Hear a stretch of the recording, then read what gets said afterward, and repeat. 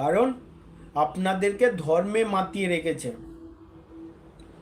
যত বেশি আপনাদেরকে ধর্মে, মন্দির, মসজিদ,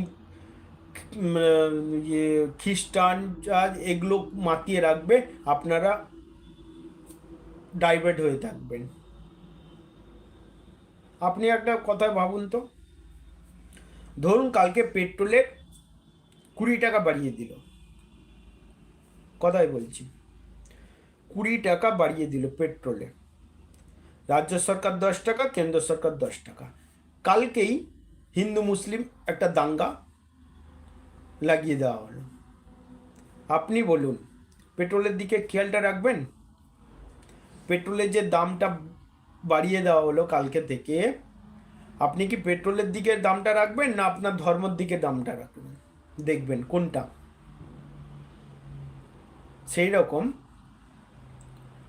এই দুটো সরকার মন্দির, মসজিদ